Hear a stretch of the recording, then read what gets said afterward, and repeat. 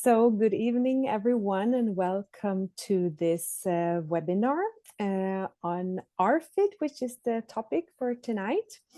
This is hosted by the Allied Health Professionals Committee, and I'll be hosting it. So I would like to welcome Dr. Kathryn Bradley. She's a clinical psychologist based in the UK. She has a long experience of working with children with ARFID, and she also shares a special interest group for psychologists in ARFIDs. So we will take any questions that you have at the end of the webinar. And please, Kathryn, we're very delighted to have you here. So very welcome. Thank you, Ellen. Good evening, everybody. Thank you for coming.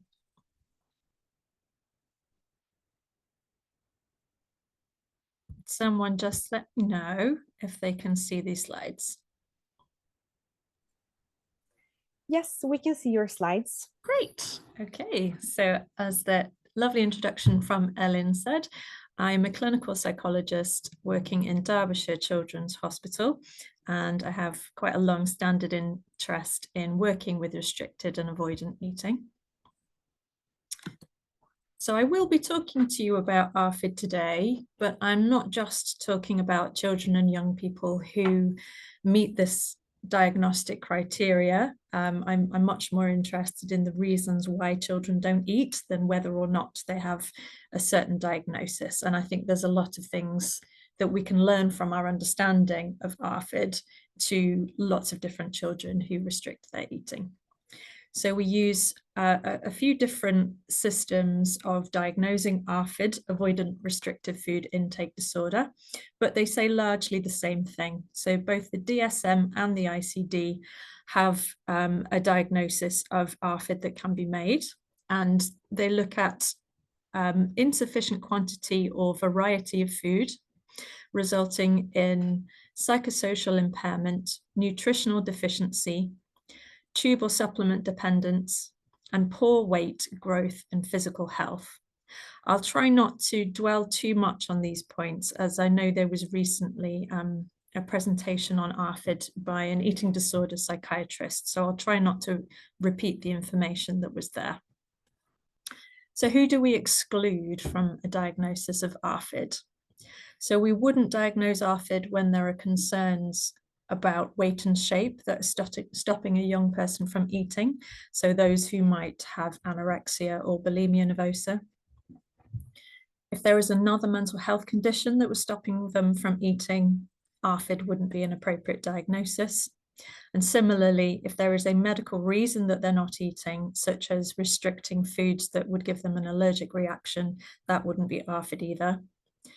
We also would exclude medication or substance side effects causing lack of appetite, or common cultural practices such as fasting. So this is the bit that I'm very interested in, and other psychologists tend to be very interested in, is why is this young person not eating? And it tends to be for three main reasons. They could be avoiding the sensory experience of eating, so that could be flavor, texture, appearance, smell, or even temperature of food. They might just have a very low interest in food and eating. They could be easily distracted. They may not feel hunger and fullness and other body sensations in a neurotypical way. They may have a low hunger drive in general, and this can be due to having no developmental experience of eating, or having very interrupted experiences of eating, such as being tube fed as a baby, or having periods of being nil by mouth for medical reasons. Or the third category that we look at is those that have concern over the consequences of eating. Perhaps they have some fear from vomiting or choking, or if they've experienced any pain or trauma around food, that could lead to avoidant and restrictive eating. What we do know about these types of difficulties with eating is that the most common presentation is actually someone who has a combination of all of these categories, or two of them. It's relatively less common to find a young person who just experiences one of these drivers of not eating. These are some of the common queries we get about whether a young person has ARFID or not. So people often ask, what about autism? So it's not necessary or sufficient to have a diagnosis of autism to also have a diagnosis of ARFID. So restricted and avoidant eating is much more common in individuals who are autistic. So they are 5 times more likely to develop feeding issues. And estimates of how much of the ARFID population are also autistic are hugely variable, but it's somewhere between 8% and just over half. So there are a lot of children and young people there who are neurotypical. They're typically developing children without any neurodivergence that are having issues with food. In a pediatric sample, so those seen in a sort of children's hospital environment rather than in a children's psychiatric service, a recent study in the UK found that nearly 70% of that sample did have a diagnosis of autism. People ask about the weight criteria. So typically with this diagnosis, we think of children who are underweight, and that is most of the children and young people that we see. However, they could also be overweight or even obese. So in terms of thinking about diagnostic criteria, they would be fulfilling that criteria of having a negative effect on their physical health. And this may be because their insufficient variety of food, they are restricting themselves to foods that are very calorie dense, so could lead to overweight, but it's still causing problems with the health. We're not talking about normal food fussiness. So all children go through a natural developmental stage from about the age of 18 months, where they naturally restrict the types of foods that they're willing to eat. And if you're a parent or you have children in your life, you've probably seen this, that in the toddler years, they might not eat broken biscuits. They might reject meals that they've previously eaten quite happily, and now they're just not going to look at it. This is a normal stage, and most children have grown out of that by the age of 6. It can be much earlier. So what we think about with that kind of food fussiness is that ARFID is a psychiatric diagnosis, and is the severity and impact of this difficulty enough to give this young person a psychiatric diagnosis. We often get questions about comorbidity. So a child could have a mental health difficulty as well as ARFID. So if we look back at the exclusion criteria, this can be a little confusing, but we wouldn't diagnose it if it was the child was not eating solely due to another mental health condition, but they could have a mental health condition as well. Similarly, they could also have physical health problems, but what we're looking for is eating restriction that is over and above what you might typically see with someone with that other diagnosis.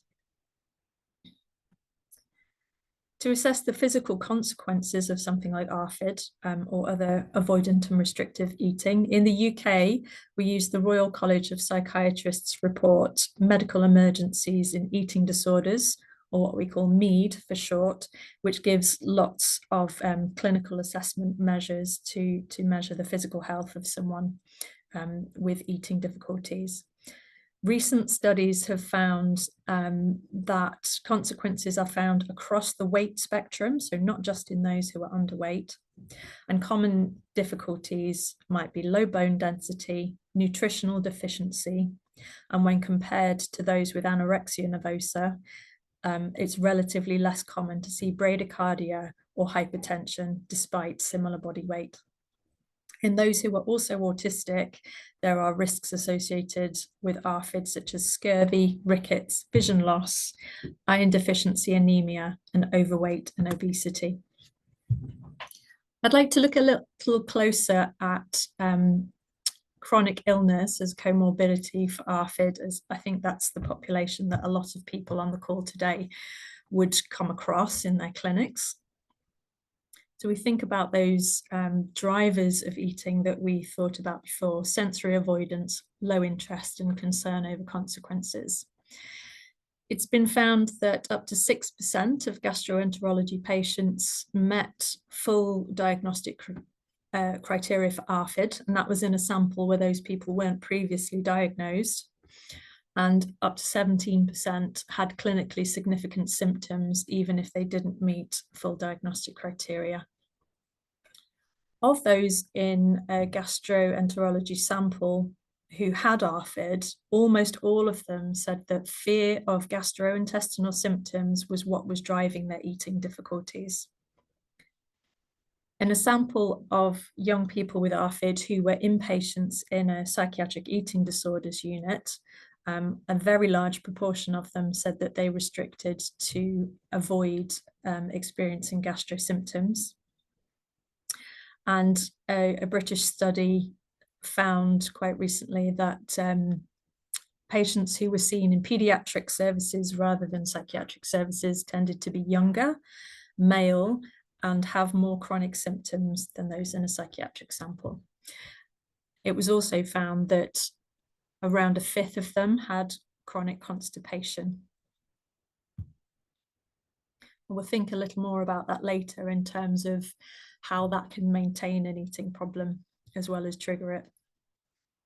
So I'd like to spend most of today thinking about the kinds of interventions that we would do with a child with ARFID. So some of these would be more formal therapies that you might refer to a pediatric psychologist to do, but others are suggestions that can be given to parents in whatever your specialty. So the general philosophy of what we try and do with children is try and build trust and positive experiences with food. So a lot of these young people have not had great experiences with food, whether that's food that's caused pain or sort of stomach issues, or they've just never really had a good experience learning to eat. They don't love food, and we'd like to help them build on some positive experiences with eating. So for older children, that might look like exploring their beliefs about the negative consequences of eating. Or for younger children, it would look more like engaging with stories and being quite playful with food and finding fun ways to build those happy memories with food. What we can't neglect is treating the actual physical symptoms that they're having as well. So if they are having ongoing constipation, if they are experiencing ongoing abdominal pain, making sure that the multidisciplinary team is involved so that those symptoms are under control to help kind of break out of that maintenance cycle of not eating and avoidance. Some of the fun things that we might suggest doing with children would be involving them with activities around food that aren't just about eating. So that could be helping parents with cooking, doing fun baking, helping out with shopping and shopping lists, preparing foods, exploring food in a non-eating way using the 5 senses, and using messy play. We might, if children are in agreement, encourage them to experiment with some new tastes. And I'll talk about that in a lot more depth later on. And using approaches such as graded exposure. But whatever we're doing with children, we'd always make sure that they had a choice about what they were doing, that they felt in control, and that they had some say in the pace of change. So we would never push them beyond a point that they felt ready to kind of challenge some of their fears or their beliefs around food. We would help them to feel in control of that. And a major thing that we do at the start of therapy with these children, and it's a conversation we have with parents as well, is ensuring that there are realistic expectations about change. So a lot of that will depend on a child's history and the reason they're not eating. Say if you've got a child who has been typically developing up to around middle childhood, they've had a good experience milk feeding as a baby, they've weaned fine onto a variety of foods, but then something has happened that means that they're not having a great time with food now.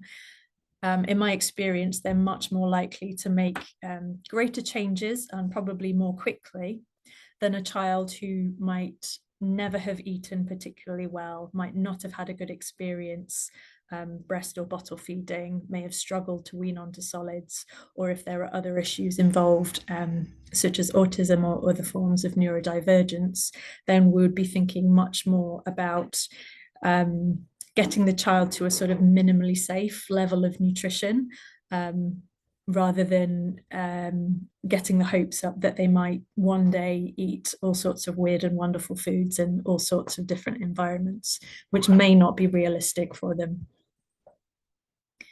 How do we decide where to start first? So we use this as a rule of thumb, not as a hard and fast rule, but for most children, this hierarchy is a helpful guide. So we start at the bottom. Do we have any concerns about the number of calories they're consuming or the amount of weight that they're managing to put on?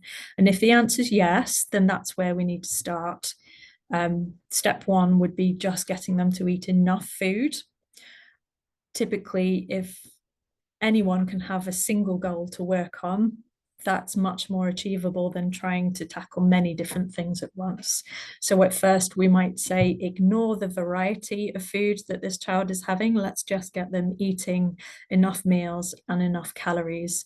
And if we're lucky, we can get them to take maybe a vitamin supplement that will just sort of cover some of their nutrition in the short term.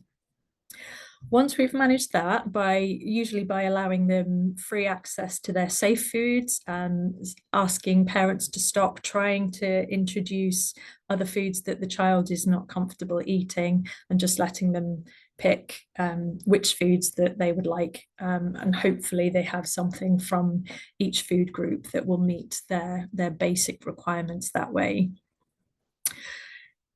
If we don't have concerns about their weight, or we've managed to bring their weight up to a point where they can experiment a little more, then we would start to concentrate on the range of food that they're eating, the nutritional quality of that food, and making sure that they can expand their diet.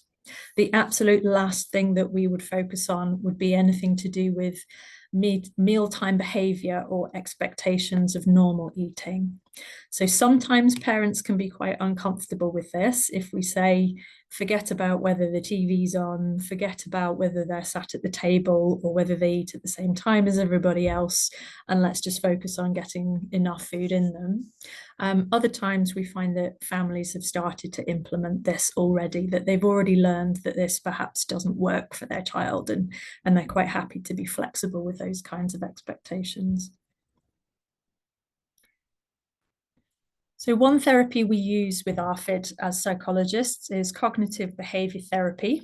And this is a form of CBT for ARFID that we're beginning to see some efficacy studies about. I think we've gone from some single case designs, and we're working up to some RCTs. And in cognitive behavioral therapy, we would think about the thoughts, feelings, and behaviors that were keeping that young person stuck in that behavior. So we would probably consider what background factors were contributing to their eating difficulties. As I mentioned before, that could be information about whether they have had any difficulties with birth and infancy, how they began breast or bottle feeding and what that process was like. How did the weaning onto solid foods experience go? Have they ever eaten enough food and enough variety of textures, or has this always been a problem? And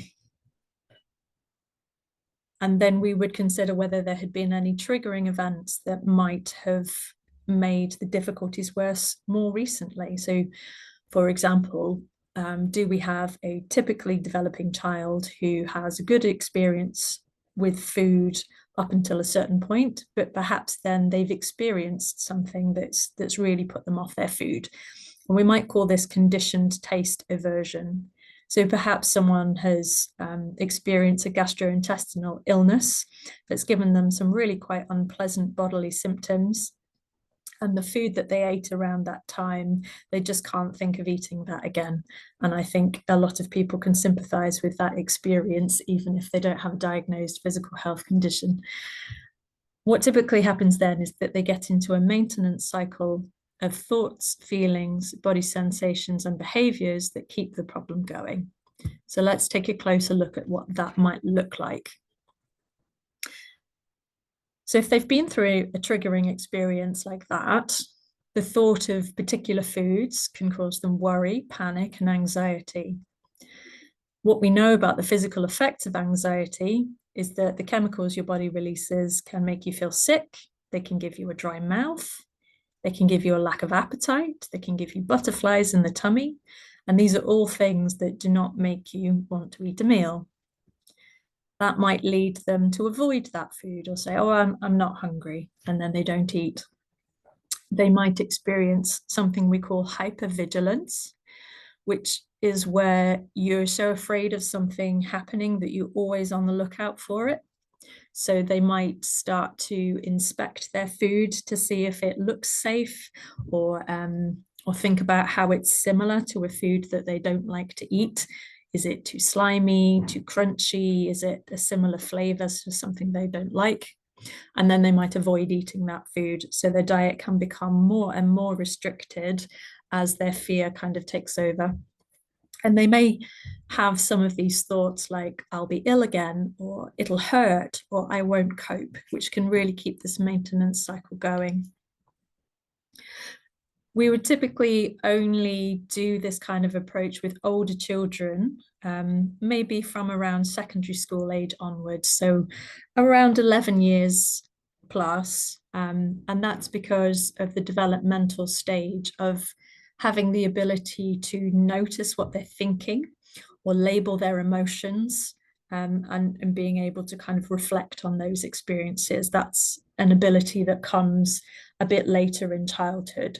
So unless a child was showing that they were sort of very, very bright and very able, very emotionally intelligent and able to do that, we probably wouldn't try if they were much younger than secondary school age. So how could we get them to break out of this anxiety cycle and start to challenge some of these beliefs that they have around food? Now, this is an approach that can work with children who are younger, even if they don't understand this CBT formulation. So this is something we can encourage them to do, and we can explain that we are helping them to just challenge their fears one easy step at a time. So this is an example of a fear ladder that I made with a young boy. He'd actually experienced some allergic reactions to food, but he'd had some allergy testing. He had some quite clear answers about what he was allergic to and not allergic to, but this was not enough for him. He was so frightened by having experienced an allergic reaction in the past that he began to avoid foods that he thought might make him have an allergic reaction again. And the body sensations of anxiety that he felt, he interpreted as his body reacting to that food and having an allergic reaction. And he ended up with quite a restricted diet. So I asked him to think about all the foods that he might like to try, that he might like to eat again, and maybe just one or two that his parents wanted him to eat. And then I asked him to put them in order. And we drew this ladder, and I said, okay, let's put the easiest foods at the bottom. These are the ones that you feel like, it's not my favorite, but I could imagine myself trying that first of all, and it wouldn't be too difficult. And then as we go up the ladder, we put in foods that are more challenging and more difficult until we get right to the top of the ladder. And these are the foods that you're really, really frightened of. These are the ones you definitely don't want to eat. So he did that, and I've just I've written down the names of the foods that he put on this ladder, because, like I say, he was quite a young lad and his spelling wasn't the best. So I thought I would just interpret there by the side. And he called this his food horror. So he's written that next to it too. So we started with the easiest one at the bottom. It's just fallen off the picture there, but it was smoked bacon. And then we take a graded exposure approach like this. So we're starting with the easiest food, but we're not going to get him to go straight for just putting it in his mouth and eating a huge amount of it at a meal, because that could be too fast and it could feel overwhelming. So we start off with just a tiny piece of the food. Children have different preferences about whether they're happy for that to be at a mealtime or on the same plate as other food that they're eating.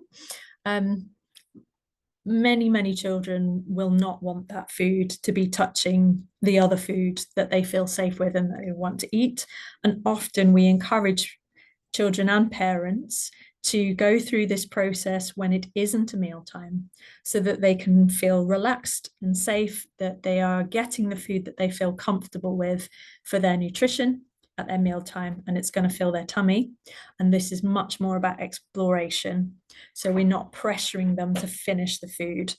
It is just about exploring the food with your different senses and learning about it. And we can break down the steps to eating. This one has this sticker chart has been made for a younger child. It can be done as a reward system, but not every child does get on with that. So that's something that can be negotiated with families based on their previous experiences of using things like star charts or reward charts. So we encourage them to pick a food. They might start off just by touching that food with a knife and fork, maybe cutting it up and seeing what it looks like on the inside. Then we could encourage them to smell the food or perhaps touch it with their hands. With children who are very sensory aversive in general, so these are children who don't like mess on their hands, they don't like playing with water or sand if they're at school, I might let them skip over the touch the food with your hand bit if they can get to a stage where they will eat it off a utensil without getting it on their skin. That's totally acceptable. It's the child doesn't have to go through every stage of this graded exposure. It's just some ideas for how they can make the steps to eating easier. So then we might just ask them to just touch it to their lip just a little, or maybe lick it and then throw it away. Other things we can do is ask them to make bite marks in the food, or bite off a piece and spit it into a bowl, so that they can have that experience of what the food feels like in their mouth. They can process that sensory information without feeling the pressure to swallow it and finish it. And then the very last stage, we might ask them to keep it into their mouth or try chewing and swallowing. Another approach we can try is called spreading the sets. So that's if we've got a child who has a food that they are comfortable with eating, but we think we could increase the variety. This is really useful in stopping children from becoming more restrictive. So sometimes what we see is the child will only eat potato if it's in the form of chips. And then it becomes a very specific type of chip. And then it becomes only a very specific brand of takeaway fries, and they become more and more restrictive with it. If we can get them to accept lots of different forms of the same food, it can help to stop them from dropping more and more foods that they consider acceptable, or some people use the word safe. So it might look like this. If we have a child that does eat potato, we would get them to think about creatively, what are all the different types of potato?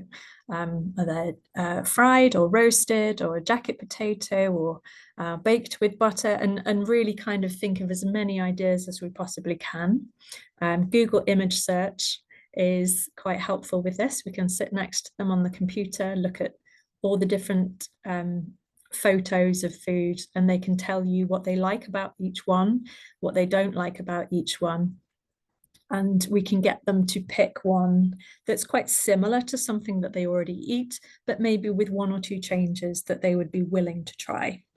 And I've had some success with this with children who are very restricted because they're autistic, but they behave perhaps on an intellectual level. They're able to understand why it's going to be healthy for them, and we can kind of reason with them and say, it doesn't have to be your favorite, but it's going to keep you healthy. So most times you can have your favorite, but sometimes we eat this different one. And some kids have been fine with that. Another technique we can try is called food chaining. So we might take a food or a drink in this case that they're quite comfortable with, and think about what food would we like them to try, or might they like to try, but they're not quite sure how to eat it yet. They want to find a way to get there. We can think about, are there some steps joining up these two foods that we could make that would mean that they would gradually get used to this new flavor or this new texture? So the example I've got here is a child who's happy to drink milk, but they would like to be able to eat bananas. Maybe that's a snack that their school gives, and they would like to be able to join in with their friends when this snack is given out. The steps might look like this. We could add some chocolate syrup to the milk, so it's got a bit of flavor. We might then turn that into a chocolate and banana smoothie. Over time, we could reduce the amount of chocolate powder or chocolate syrup in that mixture, so that eventually what we're left with is banana milk. And then when they're more familiar with that flavor of banana, they might feel more able to then use their 5 senses and explore new tastes of banana. And it's really important that this is done in a way that the child agrees with and that they have knowledge of. So sometimes parents will do this with fussy eaters, where they might try and add a secret ingredient to the food and they think, oh, the child will never know. If a child has ARFID, it's very, very likely that they will know.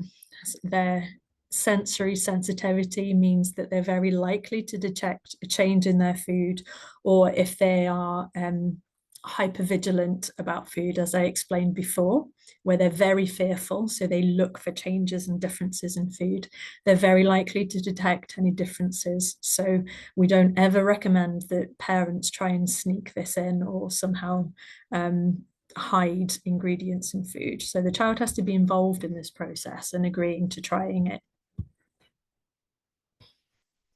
I love using therapeutic stories. We have a lot of fun creating little storybooks for children that use the things that they're interested in, maybe the characters that they like watching on TV or reading about, to tell stories that help them to understand their situation. And I found this to be really useful where a child has a complicated medical history. Maybe they've had lots of things done to them. They might have medical devices. Just to give them a way to explore what has happened to them and understand why things are the way they are. But then with those characters, we can show them a different possible future. So you can see from this photo, we've got the little teddy there has got a peg. He's got a gastrostomy, and that's his mummy teddy there giving him a tube feed. And we can use that story. I've used it in all sorts of different ways, actually, sometimes to explain to a child why they needed a peg and that the surgery was coming up. Other times to explain to the child that they no longer needed the peg and that now they can start to explore eating different foods. And one day that button might come out. And I would usually encourage parents to be involved in this process. So whilst the child and the therapist might create the story, we would encourage the parent to be the one that reads it to them at home, just to open up that conversation between the parent and child and allow space for questions from the child and exploring the different feelings that come with this.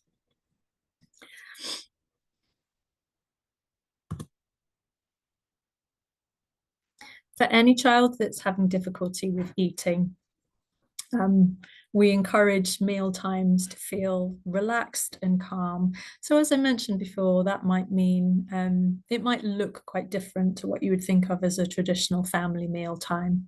Just anything that's going to make that child feel more calm and more comfortable, and the parents too. So if they're feeling worried about or all his friends at school are getting their 5 fruit and vegetables a day and he won't look at a single one, we want to really reduce that kind of high emotion around the food. So we usually encourage parents to avoid encouraging their child to eat. It sounds very counterintuitive. It doesn't sound like an obvious thing to tell a family where the child is not eating. But actually, over time, if all that child hears is the parent saying, come on, just 3 more bites, eat a little more, just 1 more bite, it becomes a lot of pressure to them to eat, and it doesn't make for a stress-free mealtime experience. So we give parents permission to stop, with the hope that this creates a nicer mealtime environment. We try to encourage children to have some kind of choice over what they're going to eat, within parental limits. So it's a difficult balance to be struck, because as I said before, if there are concerns about the number of calories the child is eating, that might just be getting them eating something. But we don't want to give the child so much control that actually becomes quite overwhelming or dysregulated for them. So what we suggest is that if you're having a family meal and you're creating lots of different dishes, that we always make sure that there's something on the table that the child feels safe with, that they can choose and serve themselves, and maybe some other things that feel more challenging to the child, if that's something that we feel would be useful. We recommend that they avoid using food as a reward. And it's a trap that lots of us fall into when feeding children. I've been guilty of it myself, even though I do this all the time. Saying things like, oh, just finish your broccoli and then I'll bring out your pudding, then you can have your ice cream. Or saying things like, you've been so well behaved, now you can have some sweets. So in the child's mind, this gives a confusing message about what foods adults value, because on the one hand, they're being told, eat your vegetables, they're really good for you, this is what we need you to do. And then on the other hand, they're getting the message, actually the ice cream and the sweets are the ones that are the reward, they're the ones that are really great. So we try not to do that. As I discussed a minute ago, avoiding hiding ingredients in food or trying to trick children somehow. We've had some people who try to use the packaging from the food they know the child will eat, but then putting a different food inside it or a different brand inside it, and it never goes well. You quite often get children just losing trust in food. Maybe they'll stop then eating that food that they previously liked, or losing trust in their parent or caregiver. We encourage that we reward good behavior with praise and attention. So if they are putting in a lot of effort with trying new foods or whatever their agreed treatment plan is, to give that praise and attention, not just because they've achieved something, but recognizing that this is a difficult process for them, and they're being very brave in facing this fear. This can be a personal preference, though. I've noticed that I've seen a fair few children over the years that actually really don't like to have attention drawn to what they're doing. And not all of them, but I've noticed a lot of these children do tend to be neurodivergent, that actually when they are managing something difficult, the last thing they want is everybody cheering and clapping and drawing lots of attention to it. So that's something I usually discuss with parents about, what have you noticed about how they respond to this, and do you think they would like it? And of course, asking the child as well, would you like this, or would this be horrible? And if not, we don't do it. Ignoring negative behaviors, so things that might not be desirable at the table, we can let those go for now, and using distraction and fun to keep the mealtime experience a nice place to be. So this is another tricky one that I try and discuss with parents about what have they noticed about how it works. And it's the question about whether you use things like TV or iPads or screens as a distraction. For some families, this really gets in the way of children being able to eat. So if there's an episode of their favorite cartoon on the TV, they might forget to eat. They're so interested in what's happening there that they're not picking things up off their plate. For those families, I would encourage them not to do that and to help distract the child from their anxiety with other strategies. So maybe little word games or puzzles, or just chatting about your day, and things like that.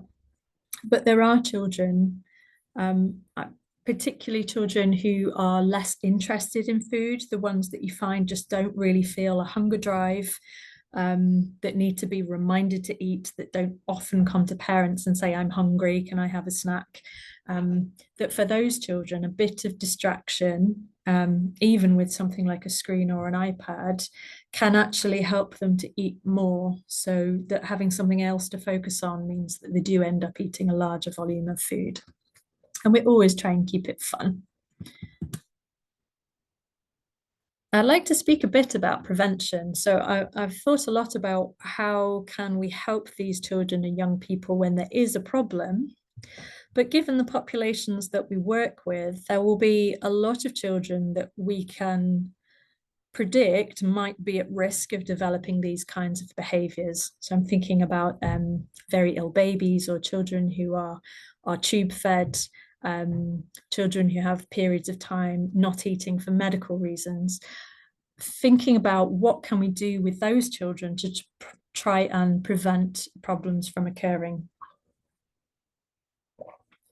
So as health professionals, a big thing we can do is we can treat their symptoms and we can treat their pain, and we can stop them getting into that maintenance cycle of fear and avoidance and misinterpretation of body symptoms. We can try and encourage as many early positive experiences with food as we can, even where that child is not able to eat. So if this child is tube fed, we could encourage the presence and attention of a caregiver during feeds. So, and some parents talk about how simple, how easy it can feel to just leave their child on the pump and walk away and get a few jobs done. But we have some absolutely great parents that say that they resist that pull and say no, but then I sit with them, I talk to them about their day, or maybe I eat my dinner at the same time, so that they're building those associations between being fed, feeling full, and the positive family experiences. So we almost treat it like a mealtime, as if we would if they were eating foods. We might consider trophic feeds if that's medically safe, just so that they're having that experience of flavor and texture in the mouth, and having those early oral experiences. And we consider their early sensory experiences as well. If they're really not safely able to put any food in their mouth, can we help them to experience texture and flavor and scent and smell in other ways? So that might be messy play. If your hospital has play specialists, they can be really great in arranging these kinds of activities, even for very young babies who are inpatient, where this is safe to do so, just so that they're developing that sensory processing system that won't then be avoidant and afraid when they get bigger and they're more able to experience some of these things. We can help them develop their oromotor muscles, but also just the experience of having things in the mouth and around the face. So there are studies that show that babies who have been tube fed, NG fed, they can be very fearful and avoidant of having anything sort of touching their face and around their mouths. But there are things that can help. We can encourage sucking. We can encourage the use of dummies and pacifiers, give them toys to chew, and encouraging parents to give a positive touch, so stroking of the cheeks, stroking of the lips, being involved in gum and toothbrushing, even if that's just with a finger, or even if that's not using toothpaste, if that's not something that's safe, just so that they start to associate touch and oral stimulation with a positive, caring experience. it builds a strong foundation for later on when they're able to eat. And I think I've mentioned this one already, but sensory play. So experimenting with textures, smells, and messy play in a way that is fun and helps their development. And if a child is tube fed longer term, just including them in the family meal time. So they might not be eating. And sometimes parents will say, oh, but I worry that it's not fair that we're all eating and they're not. But there isn't a huge amount of research on this topic. But the research that has looked at the views of children who are long-term tube fed is that actually they do like to be involved with the meal. They like to feel part of that process, even if they're not able to eat at all, or sometimes they're just able to eat one or two things and then the rest is topped up with the tube feed, that they really value being part of that process.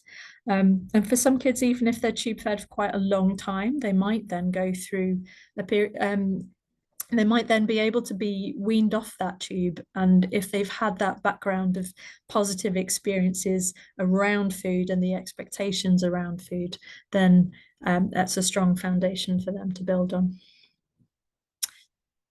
So, can we go over to having any questions? Let's see. Thank you very much, Dr. Kathryn. And this was a great talk.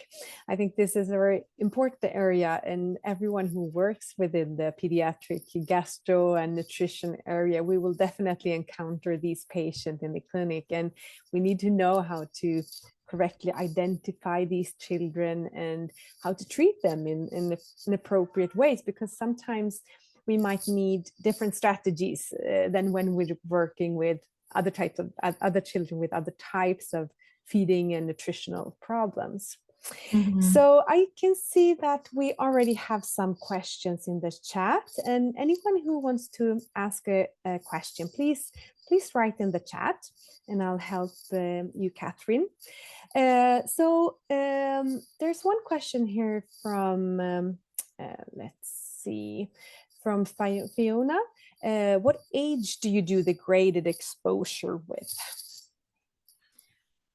So I've talked a lot about how important it is to get a child's consent. But I think children can show that in a lot of ways. So if you're really attending to their non-verbal signals, you can do that with a much younger child. So it's not the norm, but the youngest child I've done this with was under 2. But by sitting with her and doing it on the floor and modeling for her and getting mum to do it too, what the next stage was, and then she would either copy or throw the food across the room. We had an idea of whether she wanted to be involved. So I think you can do this with much younger children, as long as you're very attentive to how they're responding to it. And we encourage parents to do most of this outside of a psychology session. So we might do the first couple just to sort of model to them what to do, but then we'd expect a lot of that to happen at home. And we just we help parents know what to look out for. I mean, they know their child best, but we say don't push them beyond the point where they're enjoying it. So have a good experience and stop early and do it little and often is much better than having a really long session where you get them to go really, really far along the hierarchy, but then they've had enough, they've not enjoyed it, and then next time they just don't want to do it again. Right. Okay, there's another question here from Suzanne. She asked about the terminology, the safe foods versus the preferred foods. How do you talk with a young person about this? Yeah, well, so I guess partly I would use the language that the family is using. So by the time they've got to me, they've usually been dealing with the problem quite a while, and they will have come up with their own language about it. And I usually try and use their language. I have some concerns about the phrase safe food, because in one way it does reinforce the idea that the other foods are dangerous. So yeah, I like the phrase preferred food, but I think for engaging well with families, I usually try and use the words that they use. Right. Let's see.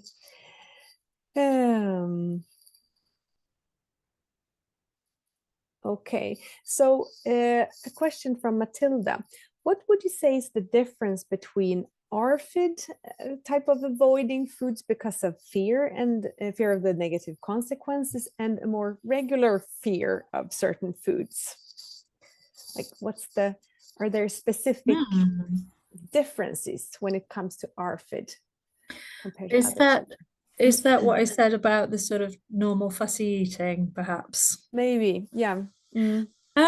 So I think if you look at things like how intense is it, what's the duration of the problem, how much of an impact is this having on the child, and being quite pragmatic about it. So when I was talking about having realistic expectations of progress, that might be looking at what a child is managing to eat. And I say if it's impacting them to the point where maybe there are just some places where they're not able to eat. So maybe they can't eat at school.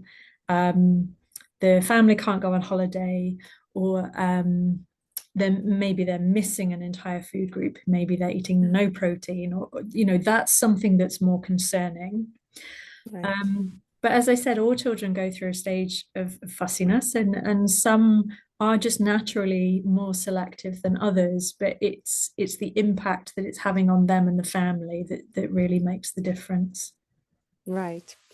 And another question here from Shabnam. If ARFID, does it continue into adulthood? Yes, it certainly can do. Adults can be newly diagnosed with ARFID as well, but also I don't have the data right in front of me, but there are some studies looking at people who are diagnosed with ARFID in childhood that continue to have that diagnosis into adulthood. So that seems to be more common in people who have some element of neurodivergence, that if they have sensory sensitivity that is just part of who they are, it's not something that's going to change, and food might always be a challenge for them.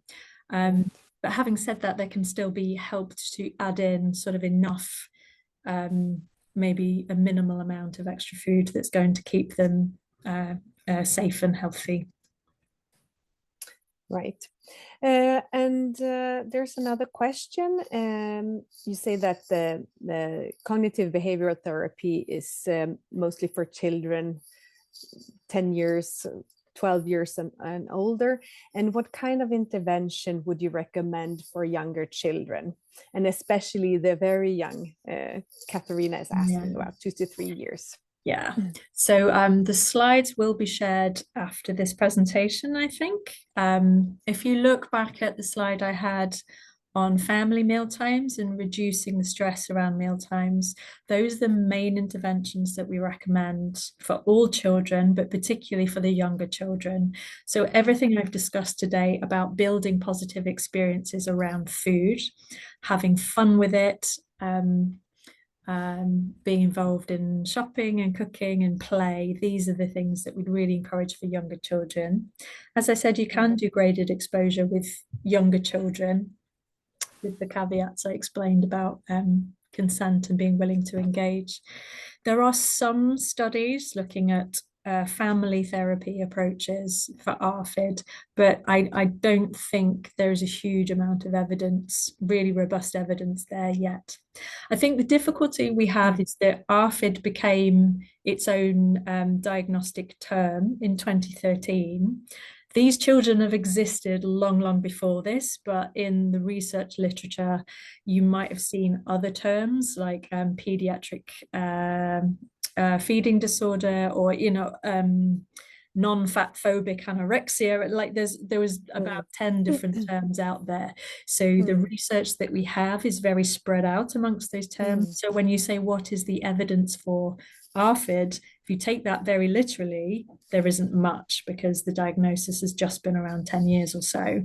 But actually, if you cast the net wider, you can see what interventions we used to use before then. Right. There's someone, Jamie Leung, who's raising his hand. Let's see if I get this person to, let's see. I can activate the microphone if it works. Maybe. Let's see. Oh, I think it still looks muted on my screen. Yes. I'm not sure Jamie, we're able to do that. Leung, I don't know if you can unmute yourself. Let's see. Maybe it's not working. Okay, there were other questions. Another question here in the chat. How do you manage patients referred for eating disorder admitted with the diagnosis of ARFID? So is that when they're an inpatient? I think that this person is referring to that, yes. Yeah, so when I talked in the beginning about managing medical emergencies in eating disorders guidance, there is some guidance in there about things like you'd have to look out for all the same dangers that you would with someone with anorexia. So looking out for things like refeeding syndrome, monitoring their physical health. In terms of what point are you trying to get to, we talk with our inpatient and ward teams about when are they safe to be discharged to then do the rest of the work in the community. So that could be trying to restore their weight to a level that is safe, and then working on variety when they get home. If you remember the hierarchy that I showed about priorities, the pyramid. We would follow that. So the nutritional, to get the nutrition in, that would be yes, what you would focus on when an inpatient. And there's another question here. What's your experience with EMDR therapy? And maybe you know better than me what that is. Yes, so that's eye movement desensitization and reprocessing. Right. So this is a type of trauma therapy. It can be used in individuals with ARFID. So if we think about the different reasons that people don't eat, we talked about fear of consequences, sometimes because of a traumatic event. So this is a trauma therapy that would help someone who is maybe having nightmares or flashbacks or experiencing an upsetting memory about food in a way that's more like PTSD. You can use EMDR for that. I'm not trained in it myself, but I have colleagues who are. And again, we have this problem of research that no one has yet done the RCT with the ARFID word in there, but I think it can be treated like any other form of trauma. So the treatment plan we would usually approach, we do the EMDR or the trauma therapy first for the upsetting memory, and then move on to the other treatment programs that I've described today. Right. Okay. So we have the question here now from Jamie, who couldn't get unmuted. Jamie wants to ask about tube feeding with ARFID and whether there is any guidelines in both initiating it as well as the weaning process. So I'm not aware of any guidelines about initiating tube feeding, just because for me that's more of a medical decision. Doesn't mean that they don't exist, just that I'm not aware of them. There is, I don't think it's sort of widely published, but in the UK, clinical psychologist Gillian Harris has written some guidelines about tube weaning, and there are a few research papers about it. I think if I recall correctly, if you're thinking about tube weaning, you need the child to be at a safe weight, because you would expect them to lose some weight when the tube is removed. So they need to have just that little bit extra to be able to lose. And I think the message is hold your nerve, don't put the feeds back up. And unless it's sort of a really sort of very getting into being medically dangerous, that you need to allow them the opportunity to eat. But if you're looking at a child who has never eaten, they're not magically going to learn to eat just because the tube has been removed. So we need to make sure that they've got the skills to eat before that tube comes out. Thank you very much. And I can say that we are working on on a position paper within the ESPGAN on more the clinical management of ARFID patients, both the more medical parts with inpatient and psychological management. So in due time. Yes. So we'll finish it off with this last question. If you have any advice, it's from Ali, who says, we have no ARFID service in our trust, but we do give dietetic advice around these strategies that you have discussed. But sometimes there are parents or caregiver who wants this magical solution because this has not been working before and this is not working, the advice. So would you have any type of advice how to manage these parents? Well, yes, that's very frustrating. And Yeah. I share the frustration of actually not having a specialist ARFID service. So I actually do all of my work through general pediatrics, and we are still trying to argue for funding to get a specialist service. So I share your frustration. In the UK, we have support charities like ARFID Awareness UK that can help parents connect with each other and support each other. And we can advise some self-help books and guidance out there. I mean, but that can only go so far, can't it? And parents and families do want someone to help them through the process. But I am happy to share those kinds of resources if anyone does want to email me. I don't know if I'm still screen sharing, but if anyone does want to email me and ask, I have a list of resources I recommend to parents that give more in-depth advice and guidance about living with ARFID. That's great, Kathryn. So thank you very much for giving this great talk tonight. And thank you to everyone. Thanks to everyone who joined us. We've been about 160 people. So I think that's a great Thank you, everyone. Thank you very much, everyone, and enjoy your evening. Bye. Yes. Bye. Thank you.